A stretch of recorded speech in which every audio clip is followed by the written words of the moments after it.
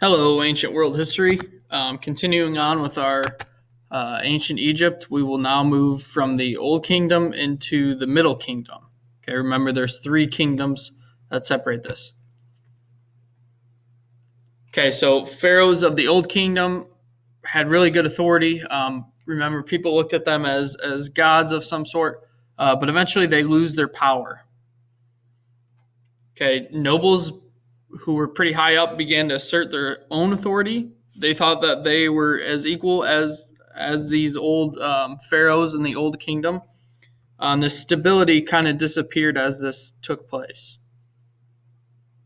So their government collapsed in 2100 BC, and after this, pretty much chaos just ensued. There were civil wars. People were vying for power, invasions from outside lands, economic problems. Really not a good time for ancient Egypt.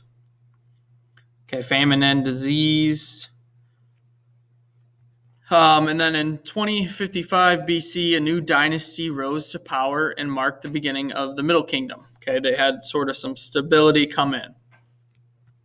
So they had this dynasty had strong leadership, and at this time they experienced economic prosperity, meaning their times were good. It was a good time to be an ancient Egyptian. Thebes was the capital, and sailors and merchants were able to use the Nile to import goods from surrounding lands. They traded with people from South Egypt, the Phoenicians. They've traded with people from Greece and among other tribes. Okay, you can see right here is Thebes. Right along here is Thebes. On the trade routes, though, not always safe. There was bandits that would try to steal the loot as they would go, along with hostile tribes. So the pharaohs of this time sent armies out to secure the routes, and they also built fortresses along the Nile as sort of stopping points or reinforcement points. So despite all these fortresses, Egypt falls to the Hyksos people, which in Egyptian means foreigners. Okay, they came from Asia. Egypt record shows that they came from the east.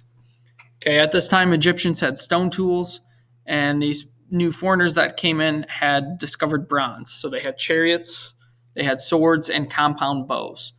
They were able to pretty much mow down these Egyptians fairly easily. So today, historians kind of debate back and forth. Some Egyptian records show that the Hyksos are brutal people, that they raped and pillaged all their lands, burned temples down, destroyed temples, enslaved the Egyptian people. But it comes to show that little evidence sort of points to this. There was no broken temples or anything like that. So one of the theories is that the Egyptians sort of needed an excuse for a reason for a foreign land to come in and sort of rule them. So they try to make the Hyksos seem a lot stronger than they were. Okay, and there's some depictions of them. You can see here the chariot with their bows, superior weaponry. Okay, in conclusion with the Old and Middle Kingdoms, there were some good times. They made great accomplishments, built the pyramids, developed bureaucracy with a set system of government, a way of doing things. The Middle Kingdom saw some stability after a time of turmoil, and it was kind of the stepping stone to allow for the New Kingdom to happen.